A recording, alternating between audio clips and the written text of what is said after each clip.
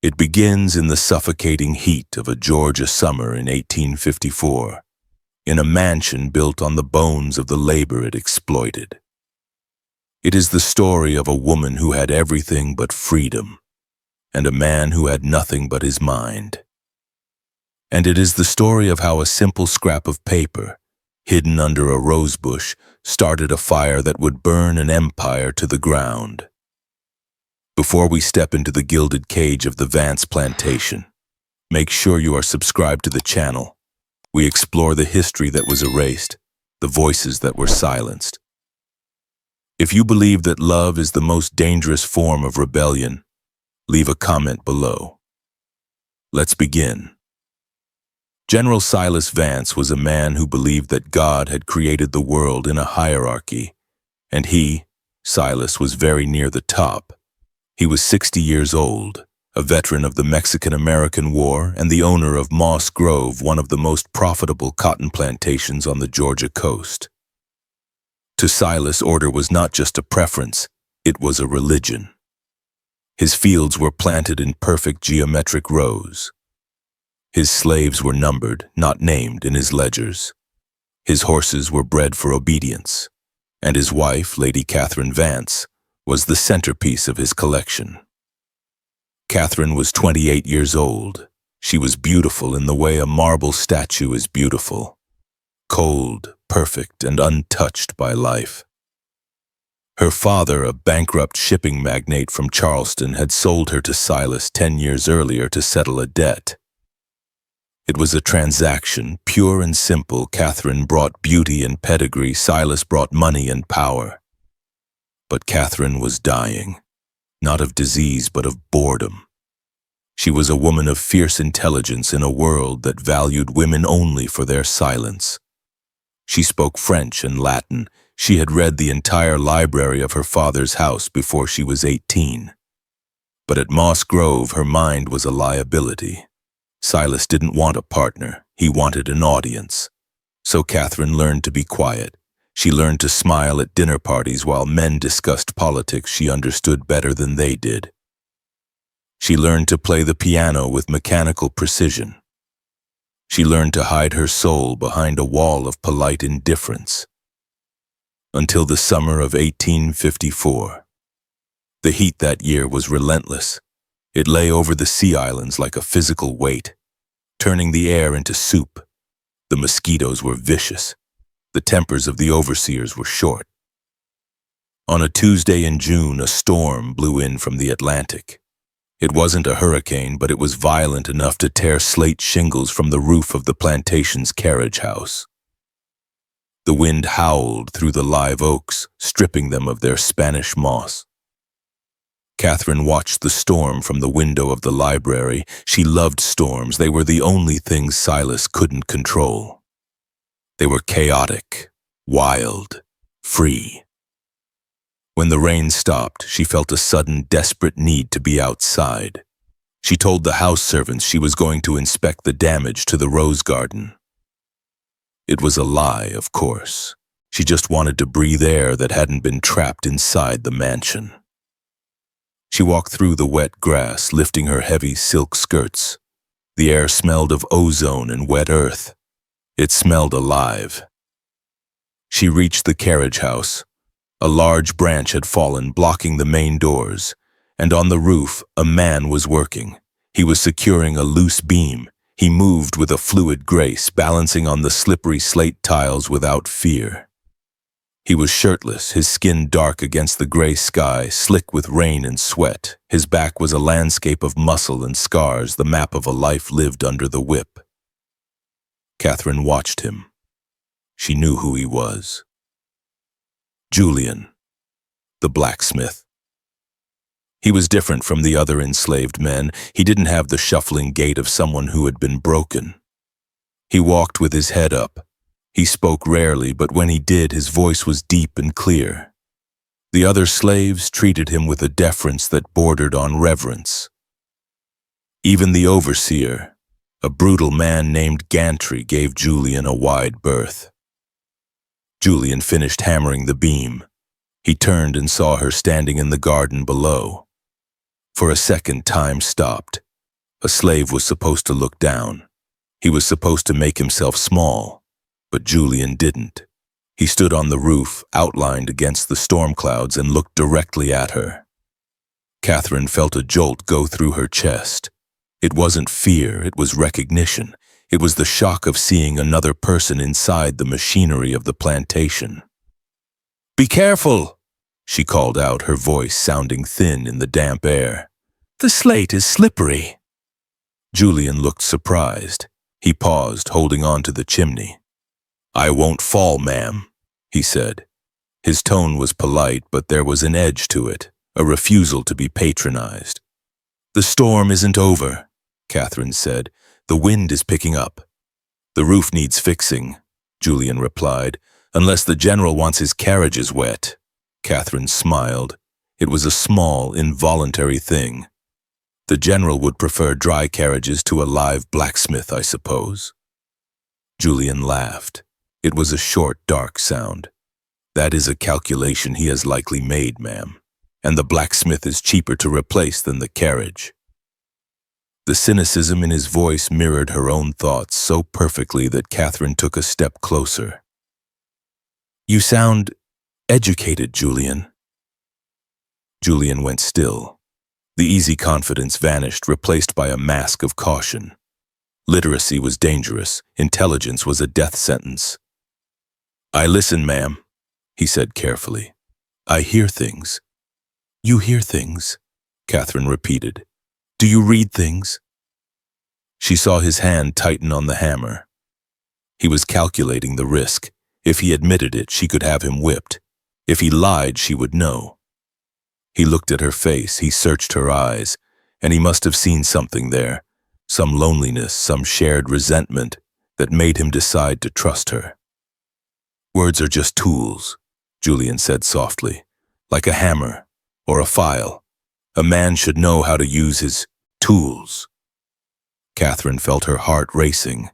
This was treason, standing here talking to him like this. "I have books," she whispered. "In the library, books the general hasn't touched in 20 years. Poetry, philosophy, stories about men who build rafts and sail away from islands." Julian climbed down the ladder. He landed softly in the grass, 10 feet from her. He smelled of iron and rain. "Why are you telling me this?" he asked. "Because," Catherine said, "I think you are hungry, and not for food." She looked at the stone bench in the center of the rose garden. It had a loose paving stone beneath it.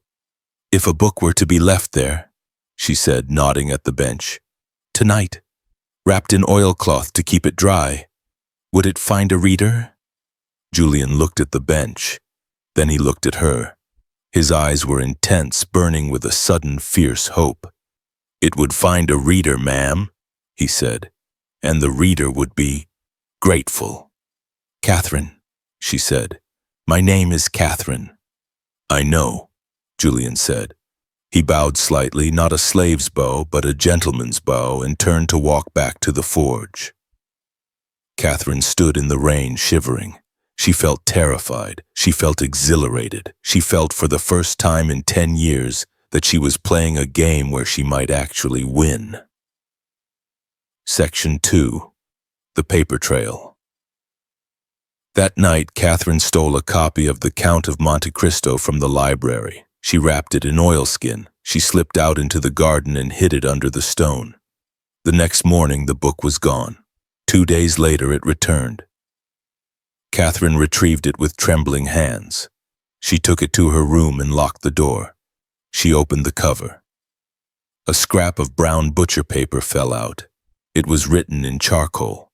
The handwriting was rough, jagged, but legible. Lady Catherine. Dante is a patient man. He spends 14 years in a dungeon and uses the time to learn everything. He learns languages, science, history. He turns his prison into a university. Is that what we are doing? Or are we just waiting to die? J. Catherine sat on her bed, reading the note over and over. It was brilliant. It cut straight to the heart of the novel and their lives. She wrote back immediately using her fine stationery and ink. Julian. We are not waiting to die, we are waiting for the opportunity. Dante didn't escape because he was strong. He escaped because he was ready. He took the place of a corpse to get thrown into the sea. He risked death to find life. Would you do that? Thus began the silent conversation. For 3 months, the Rose Garden became their meeting place, their confessional, their sanctuary. They didn't meet in person. It was too risky. Gantry was always prowling. But they met in ink. They exchanged books. Hamlet, Paradise Lost, essays by Emerson. They debated philosophy. They critiqued society, but mostly they revealed themselves. Julian wrote about his childhood. He wrote about his mother who was sold when he was 6. He wrote about the forge, about the satisfaction of bending iron to his will, and the frustration of being unable to bend his own fate. Iron is honest, he wrote. You heat it, you strike it, it changes. People are harder. The general is like cold iron, brittle. If you strike him hard enough, he won't bend. He will shatter. Catherine wrote about her marriage. She poured out the bitterness of being a trophy. She wrote about the silence of the mansion, the way the ticking of the grandfather clock sounded like a countdown to nothing. I am furniture, she wrote. I am a velvet chair that no one sits in. I am a piano that no one plays. You are the only one who hears the music in my head. They fell in love. It wasn't a romance of glances and touches. It was a romance of minds. They fell in love with each other's thoughts, with the way they saw the world. It was a deep, intellectual intimacy that was far more dangerous than lust, but ink cannot satisfy forever.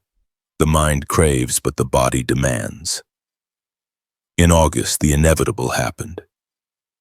Silas went to Charleston on business for 3 days. The plantation relaxed.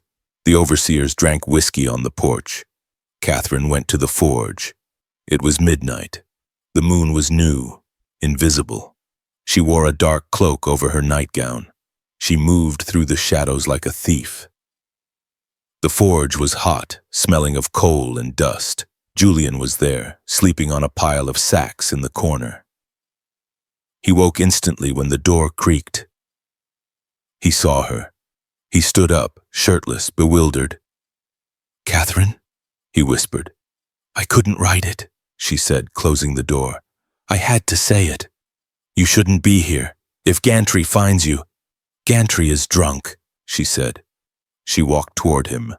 The heat of the forge radiated from the walls, but the heat coming off Julian was stronger. I tried to stay away, she said. I tried to be satisfied with the letters, but words aren't enough anymore. Catherine, he said, his voice breaking. Do you know what they will do to us? I don't care. She reached out and touched his chest. His skin was hot, damp. His heart was hammering against her palm like a trapped bird. You are real, she whispered. You aren't just ink on paper. Julian closed his eyes. He leaned into her touch. I have dreamed of this, he confessed. Every night. I dream of you walking through that door, and every morning I wake up and hate the sun for taking the dream away. He opened his eyes. They were dark, full of longing and fear. Go back, Catherine, please, before we do something we can't undo. We already did it, she said. We crossed the line the day you looked at me on the roof. She kissed him. It was tentative at first, a question. Can we? And then it was an answer. Yes. Julian's arms went around her, pulling her close. He buried his face in her neck, inhaling the scent of lavender and rain. Catherine clung to him, her fingers digging into his shoulders. It was a collision. It was desperate. It was the release of 10 years of loneliness. They spent the night in the forge, hidden by the shadows of the machines. They didn't just make love. They made a pact. We can't stay here, Julian said, stroking her hair as dawn approached. Not now. We can't go back to being what we were. We leave, Catherine said. Together. How? The patrols? I have money, she said. I have jewels. We can buy passage. We can go north. It's suicide, Julian said. Staying is suicide, she countered. Staying is dying slowly. I want to live, Julian. Even if it's only for a week on the road, I want to be free with you. Julian looked at her. He saw the fierce determination in her eyes. He saw the woman who had quoted Monte Cristo to him. Okay, he said. We go. Next week, when the moon is dark again. They parted at dawn. Catherine slipped back into the mansion, her heart soaring. She was a conspirator, she was a lover, she was alive. But they had forgotten one thing. Paper burns, but paper also betrays. Catherine had been careful with the letters Julian sent her. She burned them after reading. But Julian couldn't bring himself to destroy hers. They were the only beautiful things he owned. He kept them. He hid them in a tin box buried under the floor of the forge. He thought they were safe. But Gantry, the overseer, was a suspicious man. He had seen the light in the forge that night. He hadn't interrupted. He was a coward without backup. But he had watched Catherine leave at dawn. The next morning, while Julian was working in the fields, Gantry went to the forge. He searched. He dug. He found the box. He opened it. He saw the fine stationery. He saw the crest of the Vance family. He read the words, "My beloved Julian." Gantry smiled. It was a smile of pure malice. He didn't tell Julian. He didn't tell the other overseers. He waited for the general to come home. Section 3. The Betrayal. Silas Vance returned 2 days later. He was tired, dusty from the road. He wanted a bath and a brandy. Gantry met him on the porch. He held the tin box in his hands. "General," Gantry said, "I think you should see this." Silas took the box into his study. He sat at his desk. He read the letters. He read his wife's soul laid bare for a slave. He read about her hatred for him. He read about her plans to run away. Silas didn't scream. He didn't throw the furniture. He went very, very quiet. He was a man of order. And this was chaos. This was a stain on his honor that could not be washed out. It had to be cut out. He rang the bell for the housemaid. "Ask Mrs. Vance to join me," he said calmly, "and then tell Gantry to bring the blacksmith in chains." Catherine walked into the study smiling. She was thinking about the escape plan. She was thinking about Julian. She saw the tin box on the desk. Her smile died. The blood drained from her face, leaving her as pale as the paper she had written on. "Silas," she whispered. "Sit down, Catherine," Silas said. He didn't look up from the letter he was reading. "We have a great deal to discuss, specifically about your literary interests." The trap was sprung, the cage door slammed shut, and in the distance she heard the sound of chains dragging across the gravel. The silence in the study was absolute. It was the kind of silence that follows a gunshot, ringing in the ears, heavy with the scent of violence. Catherine sat in the velvet chair opposite her husband, her hands folded in her lap to hide their trembling. She looked at the tin box on the desk. It looked so small, so harmless, but inside lay her heart, dissected and exposed. "You have been busy," Silas said, turning a page of her letter. "While I was securing the future of this estate, you were composing poetry." "It wasn't poetry," Catherine said, her voice thin but steady. "It was the truth." Silas looked up. His eyes were cold, empty of any emotion she could recognize as human. "The truth? You call this truth? I am dying here. You are my jailer. I love him more than freedom. This is not truth, Catherine. This is madness. It feels like madness to you because you have never felt anything," she retorted. The fear was receding, replaced by a strange, fatalistic calm. The worst had happened. He knew there was nothing left to hide. You married me for a contract. You keep me for appearances, but Julian sees me. Silas stood up. He walked around the desk. He didn't raise his voice. He didn't raise his hand.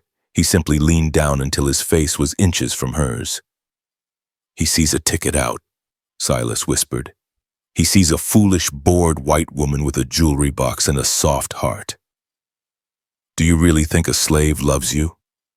He wants your money, Catherine. He wants your protection. No, she said. You're wrong. Am I? Silas straightened. Let's ask him. He walked to the window and pulled back the heavy drapes. Outside, on the manicured lawn, a scene from hell was unfolding. Gantry and two other overseers were dragging Julian toward the whipping post, a thick oak stump used for discipline. Julian was fighting. He wasn't going quietly. He kicked one man in the knee, sending him sprawling, but Gantry hit him with the butt of a rifle, a sickening crack that Catherine heard even through the glass. Julian fell. They swarmed him, stripping off his shirt, binding his wrists to the iron rings on the post. No! Catherine screamed. She bolted from the chair, running for the door. Silas caught her. He grabbed her arm, his fingers digging into her flesh like talons. He dragged her to the window. Watch, he ordered. Watch your Crusoe now. Don't hurt him, she begged, clawing at Silas's hand. Punish me. I wrote the letters. I started it. Please, Silas, I'll do anything. I'll never speak to him again. I'll never leave the house. Just don't hurt him. He touched you, Silas said. He put his hands on my property. For that, the law says I can kill him, but as I said, I am a businessman. He nodded to Gantry through the glass. Gantry raised the whip. The first blow landed. Catherine screamed as if the lash had hit her own back. Julian's body arched, muscles seizing, but he didn't cry out. He bit his lip until blood ran down his chin. He refused to give them the satisfaction of his pain. Look at him, Silas taunted. See how he breaks. He isn't breaking, Catherine sobbed. He's stronger than you. He's stronger than all of you. The whip cracked again and again. The sound was rhythmic, terrible. Snap, wet thud, snap, wet thud. Julian's back was a ruin. Blood streamed down his trousers, soaking into the dirt. His knees buckled, but the ropes held him up. After 20 lashes, Silas tapped the glass. Gantry stopped. Silas opened the window. The humid air rushed in, smelling of iron and sweat. Bring him here, Silas called out. They cut Julian down. He collapsed, unable to stand. Gantry and another man dragged him to the edge of the veranda, dumping him on the stones like a sack of grain. Catherine broke free from Silas and ran to the window.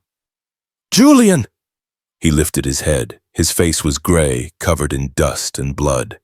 His eyes found hers. They were glassy with shock, but the fire was still there. Don't, he rasped. Don't beg him. Listen to him, Catherine, Silas said. Even the dog knows when to stop barking. Silas stepped out onto the veranda.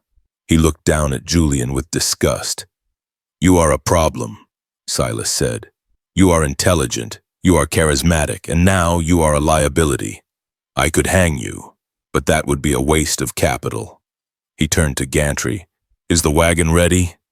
Yes, General, Gantry said, wiping blood from his split lip. The trader is waiting at the river landing. Trader? Catherine whispered. Mr. Dawson, Silas explained. He specializes in difficult cases. He has a contract with a plantation in Mississippi. The Red Earth. Gantry flinched. Even the overseer knew the name. Red Earth was a death camp, a sugar and cotton operation in the Yazoo Delta where the average life expectancy of a field hand was 3 years. They worked men until they died, then bought more. It was the end of the line. No, Catherine breathed. You can't send him there. It's murder. It's a sale. Silas corrected. I'm getting a good price for him. Blacksmiths are in demand. He nudged Julian with his boot. Take him away. Chains, leg irons, and tell Dawson if he tries to speak to gag him. They hauled Julian up. He couldn't walk. They dragged him toward the wagon waiting in the driveway. As they pulled him away, Julian turned his head. He looked at Catherine one last time. He didn't mouth, "I love you." He didn't mouth, "Goodbye." He mouthed one word, "Raft." Then he was thrown into the back of the wagon. The cage door slammed shut. The wheels began to turn. Catherine watched him go. She didn't scream anymore. She felt a coldness settle over her, a numbness that started in her fingers and spread to her heart. She watched the wagon disappear down the oak-lined avenue until it was just a speck of dust in the twilight. She turned back to Silas. "I will kill you," she said. Her voice was flat, conversational. Silas looked at her. He saw the look in her eyes. It wasn't hysteria, it was intent. "I believe you would try," he said, "which is why you are leaving too." "To Charleston?" she asked. "To my sister?" "No," Silas said. "Your sister would pity you. She would listen to your stories. I cannot have you spreading lies about me." He went to his desk and pulled out a document. He signed it with a flourish. "I have spoken with Dr. Harrow in Savannah. He runs a facility for women of nervous disposition, women who have lost their way." "An asylum," Catherine said. "A sanitarium," Silas corrected. "A place of rest. You will go there tomorrow. You will stay until Dr. Harrow decides you are cured of this infatuation. Until you remember who you are." "I know who I am," Catherine said. "I am the woman who is going to burn your house down." Silas rang the bell. "Lock her in her room, pack her things, she leaves at dawn." The next 6 months were a blur of white walls and cold water. The Savannah Institute for the Relief of the Mind was a polite name for a prison. It was a brick building on the edge of the marsh, surrounded by a high iron fence. The patients were mostly women. Wives who spoke too much, daughters who refused to marry, mothers who grieved too loudly. They were the inconvenient women of Georgia society. Catherine was placed in a room on the 3rd floor. It had a bed, a chair, and a window with bars. Dr. Harrow was a kind-looking man with soft hands and eyes that missed nothing. He interviewed Catherine daily. "Do you still believe you love the Negro?" he would ask, pen poised over his notebook. "Yes," Catherine would say. "That is the illness speaking," Harrow would sigh. "It is a delusion, a result of an overactive imagination and a weak moral constitution." The treatment was brutal. They wrapped her in wet sheets until she couldn't move. They put her in baths of ice water to cool the blood. They gave her laudanum to make her sleep and emetics to make her vomit. They tried to break her. They tried to make her admit that her love was a sickness. But Catherine had a secret weapon. She had Julian's word. Raft. He hadn't given up. He was telling her to build her own raft, to survive. So Catherine learned to lie. She stopped talking about Julian. She stopped threatening Silas. She started smiling. She ate her food. She thanked the nurses. She asked for a Bible and read it aloud in the common room. "I see the error of my ways," she told Dr. Harrow in month 4. "I was confused. I was lonely. The devil tempted me, and I was weak." Harrow beamed. "A breakthrough. You see, Mrs. Vance? The treatment works." "I miss my husband," she lied, her voice trembling perfectly. "I want to be a good wife again." "And you shall be," Harrow promised. "Soon." By month 5, she was allowed into the garden. By month 6, she was declared cured. Silas came to collect her in the spring of 1855. He looked older, grayer. The plantation had suffered without her management of the household accounts, though he would never admit it. "Catherine," he said, greeting her in the asylum parlor. He looked for the fire in her eyes. He didn't see it. He saw only submission. "Silas," she said, lowering her eyes, "thank you for coming." "Are you well?" "I am myself again," she said. He took her home. Moss Grove was exactly as she left it, oppressive, silent. But Catherine wasn't the same. The asylum hadn't cured her. It had hardened her. She was no longer a porcelain doll. She was a diamond, cold, hard, and capable of cutting glass. She played the part of the repentant wife for 2 weeks. She organized dinners. She played the piano. She let Silas touch her, forcing herself not to recoil, closing her eyes and imagining she was somewhere else. She waited. She needed money. Silas controlled the accounts, but Catherine knew his habits. He kept a contingency fund, gold coins and bearer bonds in a safe behind the portrait of his father in the study. She needed a weapon. Silas kept a brace of pistols in a locked cabinet, and she needed a map. Late at night, while Silas slept the heavy sleep of the self-righteous, Catherine crept into the library. She pulled down the heavy atlas. She traced the route. Georgia to Alabama, Alabama to Mississippi, the Yazoo River. It was 500 miles, a journey through swamps, forests, and hostile territory. A journey no woman should make alone. But she wasn't alone. She carried Julian's ghost with her.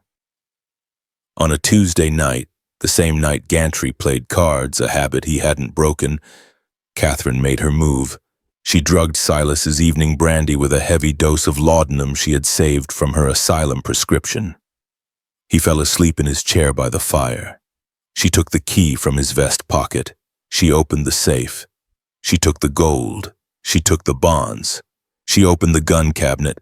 She took a Colt revolver and a bag of ammunition. She had never fired a gun, but she would learn. She went to the stables. The horses knew her. She chose a sturdy mare, not a show horse, but a traveler. She saddled it herself, her hands remembering the movements from watching Julian. She packed a saddlebag, dried meat, a canteen, a compass, and a knife. She rode out of the stable yard at midnight. She paused at the end of the oak alley. She looked back at the mansion, glowing white in the moonlight. "I'm not coming back," she whispered. She turned the horse west. The journey was a nightmare. Catherine had never traveled without a carriage and a maid.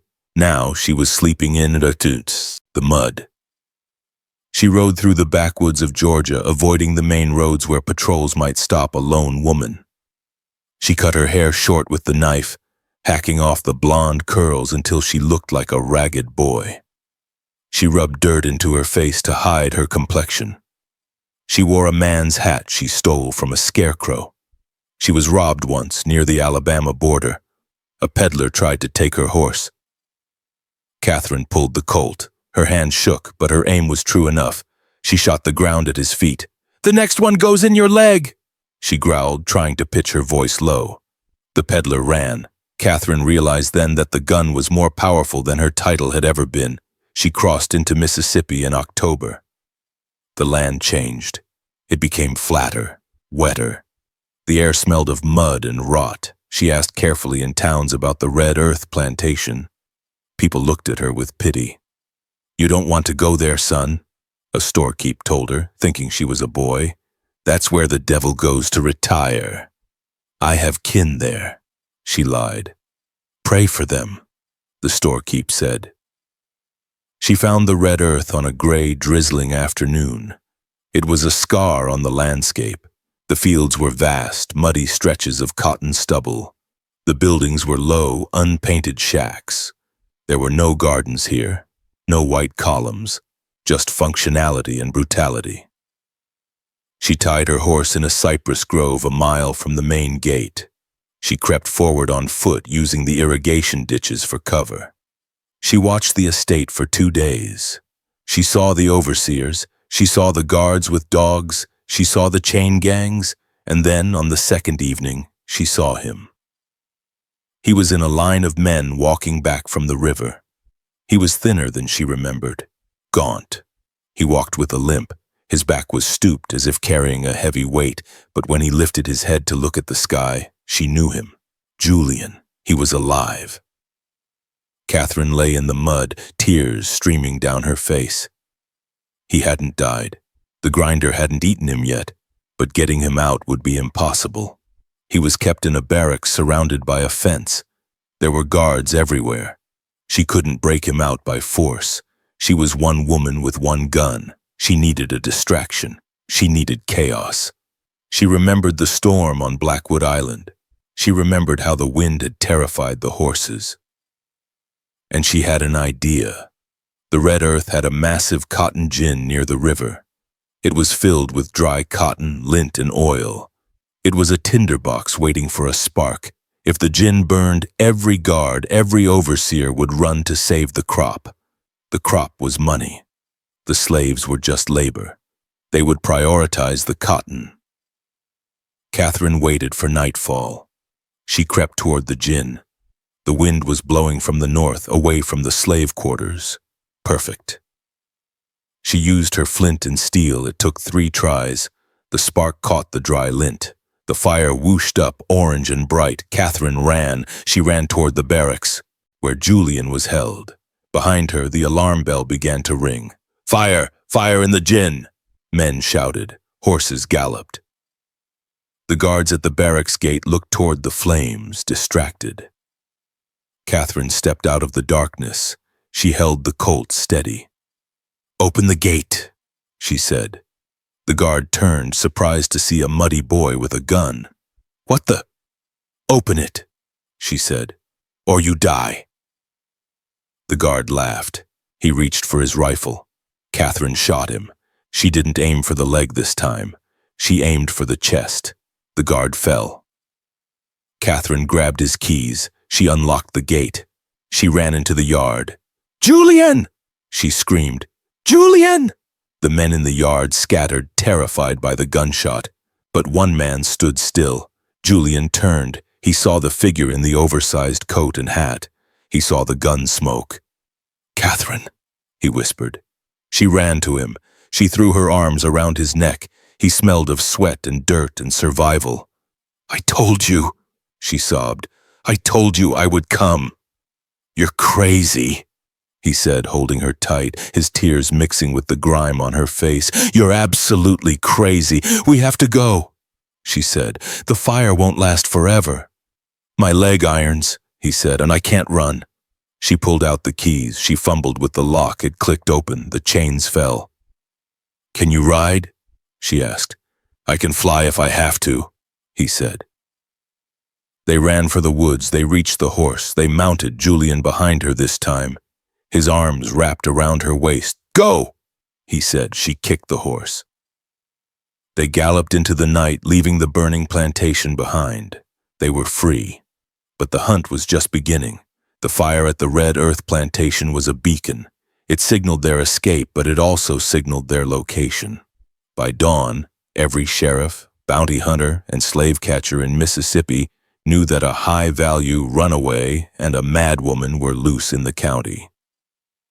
Catherine and Julian didn't stop riding until the horse foamed at the mouth. They pushed deep into the dense pine forests of northern Mississippi, avoiding the roads that were now swarming with patrols. When the horse finally collapsed, unable to take another step, they left it near a stream. Julian knelt by the animal, whispering a thank you. While Catherine checked the load in her pistol, they continued on foot. "They'll have dogs," Julian said, his voice rough from smoke and disuse. "Bloodhounds. We need to break the scent." "How?" Catherine asked. Her boots were falling apart, her feet were blistered. "Water," Julian said. "We walk in the creek, and cayenne pepper. Did you bring any?" "No, I brought gold." "Gold doesn't stop a dog," Julian said grimly. "We need to find pine resin, turpentine, anything strong." They smeared their boots with pine sap. They waded through icy streams for miles, the cold numbing their legs. They slept in shifts, one watching, one resting, huddled together under piles of dead leaves for warmth. It was intimate in a way the rose garden had never been. There was no romance here, only survival. Catherine saw Julian's scars in the daylight, the lattice of welts on his back that would never fade. Julian saw Catherine's fragility stripping away to reveal raw bone and will. "You saved me," Julian whispered one night watching her sleep. "You actually came back." He touched her short, jagged hair. He marveled at the change in her. The aristocrat was gone. The warrior remained. By November, they reached Tennessee. The weather turned against them. An early frost killed the berries they had been eating. They were starving. Catherine's coat hung on her frame like a shroud. They risked entering a small town to buy food. Julian hid in the woods while Catherine, still dressed as a boy, went to the general store. She bought bread, cheese, and ammunition. But as she was leaving, she saw it. A poster nailed to the wall.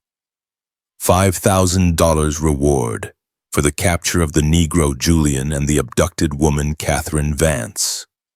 Wanted dead or alive. Abducted. Silas had changed the narrative. He wasn't admitting his wife had run away. He was claiming she was kidnapped. It made Julian a monster. It made every white man with a gun a potential hero. Catherine tore the poster down. Her hands shook. "He won't let us go," she whispered. "He will burn the whole world to find us." She returned to the woods. She showed Julian the poster. He looked at the sum. $5,000. That's a fortune. Every man in Tennessee is looking for us. "Then we move faster," Catherine said. "We need a wagon," Julian said. "We can't walk to Canada. Winter is coming." They used the last of the gold to buy a battered wagon and a mule from a farmer who didn't ask questions because he was too drunk to care. They hid Julian under a false floor in the wagon bed, covering him with sacks of grain. Catherine drove. They became actors. Catherine played the role of a poor farm boy heading north to find work. Julian played the role of cargo. They passed through Kentucky. The road was dangerous here. This was the borderland where sympathies were divided. One afternoon, a patrol stopped them. 3 men on horseback wearing the badges of slave patrols. "Where you headed, boy?" the leader asked, leaning down from his saddle. He had tobacco stains on his beard. "Ohio," Catherine said, pitching her voice low. "Got kin there." "What's in the wagon?" "Grain, feed corn." The leader poked the sacks with his riding crop. "Seen any runaways, big buck, white woman?" "No, sir," Catherine said. "Just me." The leader looked at her. He looked at her hands, too delicate for a farm boy despite the dirt. He looked at her eyes. "You got pretty eyes for a boy," he sneered. Catherine's hand drifted toward the pistol hidden under the seat. "Let him go, Frank," another man said. "It's getting cold. Let's find a tavern." The leader spat. "Go on then, but keep your eyes open. Easy money on the road." They rode off. Catherine waited until they were out of sight. Then she slumped forward, retching dryly. "Catherine?" Julian's muffled voice came from beneath the floor. "I'm fine," she lied. "We're safe." But they weren't safe. The patrol had been suspicious. They would talk. They would remember the pretty boy with the grain wagon. They crossed the Ohio River at night on a ferry run by a silent man who took Catherine's wedding ring as payment. Ohio was a free state, but the Fugitive Slave Act meant that freedom was a legal fiction. Bounty hunters could snatch anyone from the street and drag them back south. They abandoned the wagon. It was too slow. They needed to disappear into a city. They went to Cincinnati. Cincinnati was a hub of the Underground Railroad. It was also a hub of spies. They found a safe house, a Quaker meeting hall. The people there fed them, gave them clean clothes, and let them bathe. For the first time in months, they slept in a bed. Catherine looked at herself in the mirror. She didn't recognize the woman staring back. Her face was thin, hard, her eyes were haunted. Julian came up behind her. He put his hands on her shoulders. "You are beautiful," he said. "I look like a scarecrow," she replied. "You look like freedom," he said. They stayed for a week, regaining their strength. The Quakers arranged for passage on a train to Cleveland, then a boat across Lake Erie to Canada. It sounded so simple. Just a train ride, just a boat ride. But Silas Vance had hired the best. The Pinkerton Detective Agency was famous for never losing a trail. Their agent, a man named Julian Caleb Thorne, no relation to Silas but a grim irony, had tracked them from Mississippi. He had found the dead guard.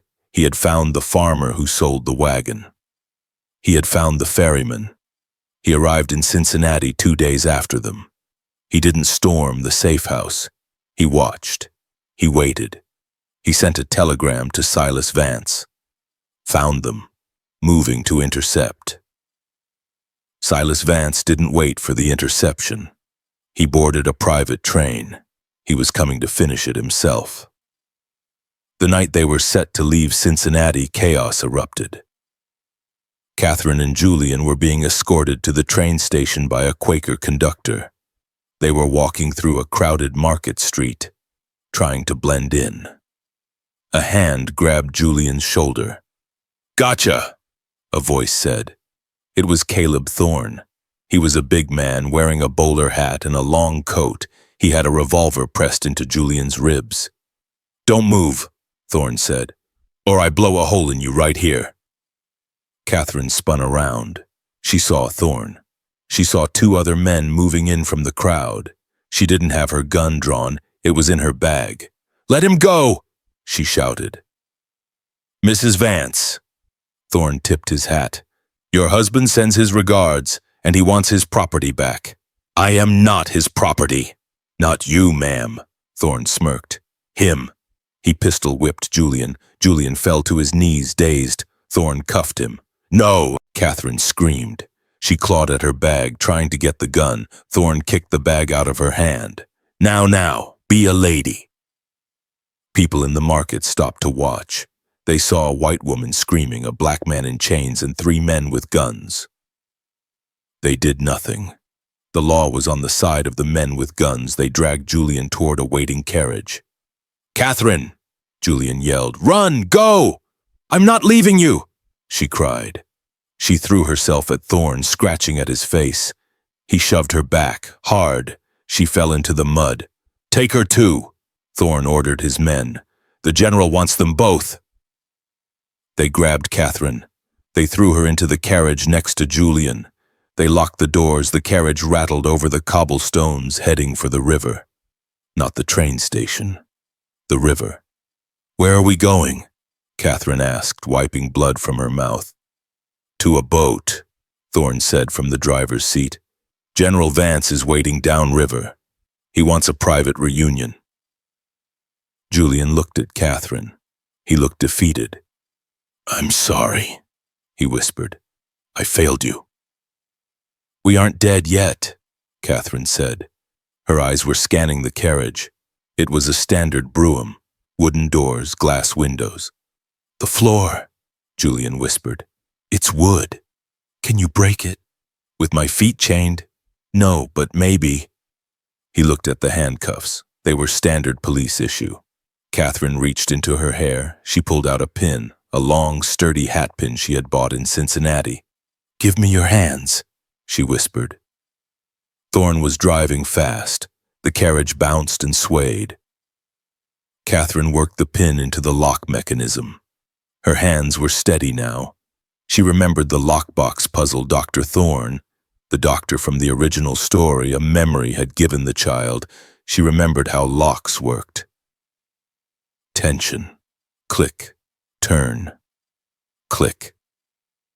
One cuff sprang open. Julian gasped. "You did it!" "Do the other one," she said. He rubbed his wrist. "No, leave it hanging. If they see my hands free, they'll shoot." He looked out the window. They were approaching the docks. A steamship was waiting. The Vance Queen. "We have to jump," Julian said, "before we get to the ship. At this speed, it's better than the alternative. When? Now." Julian kicked the door. It flew open, swinging wildly. "Jump!" he shouted. He grabbed Catherine. They rolled out of the moving carriage. They hit the cobblestones hard. Catherine felt her shoulder pop. Pain exploded in her arm, but they were out. Thorne heard the noise. He hauled on the reins. The carriage skidded to a halt. "They're loose!" he shouted. He jumped down, firing his gun. A bullet sparked off the stones near Catherine's head. "Run!" Julian pulled her up. They ran into the maze of warehouses near the river.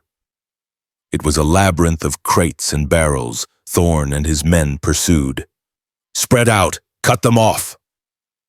Catherine and Julian ducked into an alleyway. It was a dead end. A brick wall blocked their path. "Damn it!" Julian hissed. They turned around. Thorne stood at the entrance of the alley. He was smiling. "End of the road, lovers," he said. He raised his gun. "Wait!" Catherine stepped in front of Julian. "Don't shoot him! Shoot me!" "Tempting," Thorne said, "but the general pays more for live cargo." He cocked the hammer. Suddenly a shadow dropped from the roof above Thorne. It was a man, a big man with a beard. He landed on Thorne, knocking him flat. It was the Quaker conductor from the safe house, and he wasn't alone. Other men, dock workers, free blacks, abolitionists, poured into the alley from the side streets. They carried clubs, hooks, hammers. They had followed the carriage. They had seen the abduction. "This is a free state!" the Quaker shouted, punching Thorne in the face. "We don't take kindly to kidnappers!" Thorne's men tried to fight, but they were outnumbered 10-1. The mob swarmed them. It was a riot of righteous anger. In the chaos, the Quaker grabbed Julian's arm. "Go!" he shouted. "The boat to Cleveland leaves in 10 minutes. Pier 4. "Thank you," Julian choked out. "Don't thank me," the man said. "Just get free." They ran. They ran past the fight, past the carriage, past the waiting Vance Queen. They reached Pier 4. A schooner was casting off. They jumped the gap. They landed on the deck, breathless, bruised, alive. The ship pulled away. Catherine looked back. She saw the lights of Cincinnati. She saw the fight still raging in the alley. She slumped against the railing. "We made it." Julian sat beside her. He was bleeding from a cut on his forehead. He took her hand. "Not yet," he said. "We have to cross the lake." They took the train to Cleveland. They didn't speak much. They were too exhausted. They just held hands, anchoring each other to the earth. In Cleveland, they found the North Star, the ship that would take them to Canada. But as they boarded, a telegraph boy ran up to the captain. "Message for Captain Thorne," the ship captain. The captain read it. He looked at Catherine and Julian. His face was grim. "You two," he said. "Come with me." He took them to his cabin. "The telegraph is from a General Vance," the captain said. "He says you are fugitives. He says he is waiting for us, on the water." "He's here?" Catherine asked, horrified. "He has a steamship," the captain said. "Faster than my sails. He says if I don't hand you over, he will sink us." Julian stood up. "We won't put your ship in danger. We'll get off." "Sit down," the captain barked. He poured 3 glasses of rum. "I don't take orders from slave catchers," the captain said. "And I don't abandon passengers." He slammed his glass down. "We sail," he said. "And if he wants a fight, we'll give him a fight." The waters of Lake Erie are not like the ocean. They are colder, darker, and prone to sudden violent moods. On the night of November 14th, 1855, the lake was a churning sheet of black glass. The schooner. The North Star cut through the chop. Her sails reefed against the rising wind. Inside the captain's cabin, the air was thick with tension. Captain Thorne, a gruff abolitionist unrelated to the villainous Silas, laid a chart on the table. He pointed to a spot midway between the American shore and the Canadian line. "This is the point of no return," he said, his voice gravelly. "International waters. Once we cross this line, American law means nothing. But until we cross it, General Vance has the legal right to board us." "He has a steamship," Julian said, staring at the map. "He doesn't need rights, he needs speed, and he has it." "We have wind," the captain countered. "A nor'easter is blowing up. If it holds, we might just outrun him." Catherine stood by the porthole, watching the darkness. She saw a light on the horizon. A single steady red beam. It wasn't a lighthouse, it was a smokestack. "He's coming," she whispered. The captain grabbed his spyglass. "Damn! He's pushing his engines hard. Look at that smoke." "How long?" Julian asked. 20 minutes, the captain said. "Maybe less." He turned to his first mate. "Wake the passengers. Tell the men to arm themselves. Gaff hooks, belaying pins, anything heavy. We are not giving them up." He opened a locker and pulled out 2 Navy revolvers. He slid one across the table to Julian. "Do you know how to use this?" Julian picked up the heavy gun. It felt cold in his hand. "I know." "Good. Because if they board, it's going to get ugly." Catherine turned from the window. She looked at Julian. She saw the man she loved preparing for war. She saw the exhaustion etched into his face, the scars that would never heal. "I have a gun too," she said, pulling the Colt from her coat. "And I have 1 bullet left." "Make it count," the captain said. They went up on deck. The wind screamed through the rigging. The deck was crowded with 30 other runaways, men, women, children, huddled together in fear. They saw the steamship gaining on them, its paddle wheels churning the water white. It was the Vance Queen. A riverboat refitted for open water. Silas Vance stood on the upper deck, wrapped in a fur coat, looking like a king surveying his domain. He held a megaphone. "Heave to!" Silas's voice boomed across the water, distorted by the wind. "Heave to or we fire." "Fire?" the captain muttered. "He has a cannon." A flash of light from the Queen's bow. Boom! A cannonball splashed into the water 20 yards off the Star's port side. "He mounted a field gun!" the captain shouted. "The madman! He'll sink us all!" "He doesn't care!" Catherine yelled over the wind. "If he can't have us, he'd rather we drown!" "Hard a starboard!" the captain roared to the helmsman. "Get us into the fog bank!" The schooner heeled over, wood groaning. They plunged into a bank of mist rolling off the Canadian shore. The world turned gray. "Silence on deck!" the captain ordered. The ship ghosted through the fog. The only sound was the slap of waves against the hull. They waited. Minutes stretched into hours, then a sound. The thump, thump, thump of paddle wheels. It was coming from the right. "He's tracking us," Julian whispered. "He's guessing the course." Suddenly the fog tore apart. The Vance Queen loomed out of the mist, monstrous and huge, right alongside them. "Ramming speed!" Silas screamed from the bridge. The steamship smashed into the schooner's side. Wood shattered. The North Star lurched violently, throwing people to the deck. Grappling hooks flew over the rail, planks slammed down. "Board them!" Silas ordered. "Kill the crew! Take the prisoners!"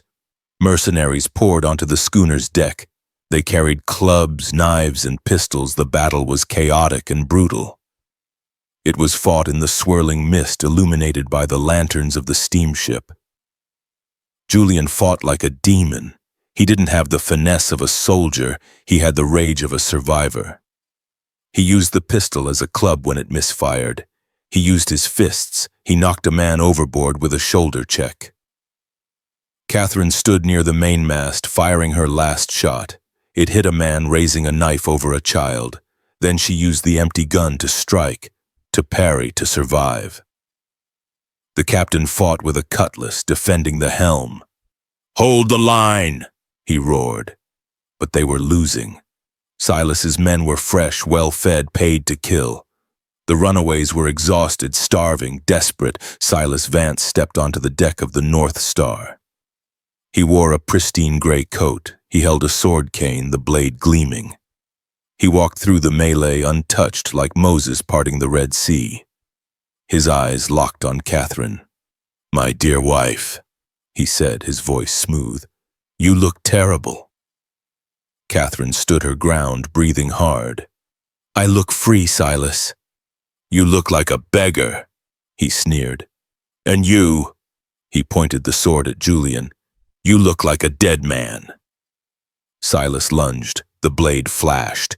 Julian dodged, but not fast enough. The tip sliced his arm. Blood sprayed. "Julian!" Catherine screamed. She threw herself at Silas. Silas backhanded her without looking. She fell hard, stunning herself. "Stay down," Silas hissed. "I'll deal with you later." He advanced on Julian. "You stole my life," Silas said. "You stole my dignity." "I took back what was mine," Julian said, clutching his bleeding arm. "My humanity." Silas thrust. Julian parried with the empty revolver. Metal sparked against metal. They circled, the aristocrat with the fencing lessons and the blacksmith with the hammer strength. Silas was fast. He was skilled. He cut Julian again. Across the chest, Julian staggered back, backed against the railing. The dark water churned below. "End of the line," Silas smiled. "Give my regards to the devil." He raised the sword for the killing blow. But he forgot one thing. He forgot the chain. A length of heavy anchor chain lay coiled on the deck near Julian's feet. As Silas lunged, Julian dropped the gun. He grabbed the chain. He whipped it up. The heavy iron links caught the sword blade. Snap! The fine steel shattered. Silas stared at the broken hilt in his hand. He looked confused. Julian didn't hesitate. He swung the chain again. It wrapped around Silas's legs. Julian pulled. Silas fell. He hit the deck hard. The wind was knocked out of him. Julian stepped over him. He raised the heavy chain above his head. He could crush Silas's skull. He could end it right here. The deck went silent. Even the mercenaries stopped fighting to watch. Catherine scrambled up. "Julian!" Julian looked at her. He looked at the man who had enslaved him, beaten him, hunted him. "Do it!" Silas rasped, spitting blood. "Show me what a savage you are!"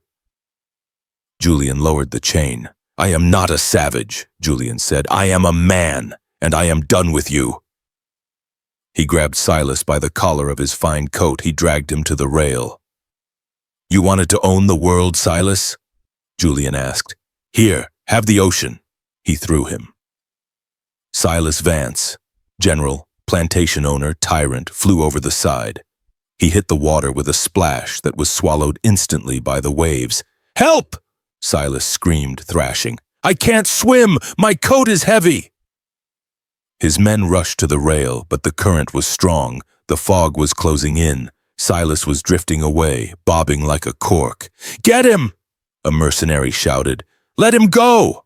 another said, looking at Julian standing there with the chain, looking like a god of vengeance. "He didn't pay us enough for this." The mercenaries retreated. They ran back across the planks to the Vance Queen. They cast off the lines. They turned the ship around and steamed away into the fog, leaving their master to the mercy of the lake. The North Star sailed on. Catherine and Julian stood at the rail, watching the spot where Silas had vanished. There was nothing left, just black water and white foam. "Is he dead?" Catherine whispered. "The lake is cold," Julian said, "and his heart was heavy. He won't float long." Catherine leaned against him. Her legs gave out. Julian caught her. He sank to the deck, pulling her into his lap. They sat there in the rain, blood mixing with water, holding on to each other as if they were the only two people left on earth. "We're alive," Catherine sobbed. "We're free," Julian corrected. An hour later, the fog lifted. The sun rose over the Canadian shore. It painted the water gold and pink. The captain came down from the bridge. He looked at them. He smiled. "Welcome to Canada," he said. Welcome home. Epilogue. They settled in a place called Buxton, a settlement founded by free blacks and escaped slaves. It was a hard life, but a good one. They changed their names one last time. He became James Freeman. She became Kate Freeman. They built a small house with their own hands. Julian opened a carpentry shop. He became famous for his furniture. Strong, simple, built to last. Catherine taught reading and writing to the children of the settlement, black and white alike. They had 3 children, 2 sons and a daughter. They named the daughter Liberty. They never went back south. They never reclaimed their titles or their wealth. But they wrote a book, The Iron and the Rose, published under pseudonyms in 1860. It told the story of a love that broke the world. It was banned in Georgia but read in secret by thousands. When the Civil War broke out, their eldest son enlisted in the Union Army. He fought to burn down the system his parents had escaped. And Silas Vance? His body was never found. Some say he drowned. Some say he washed ashore and lived as a hermit, mad and alone. But the Vance estate fell into ruin. The mansion burned in 1864, set ablaze by Sherman's troops as they marched to the sea. The fields went back to the wild. The name Vance was forgotten. But the name Freeman lived on.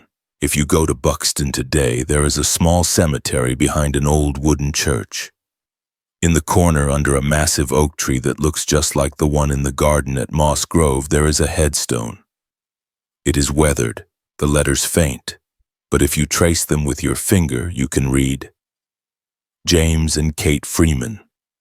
They walked through the fire to find the water.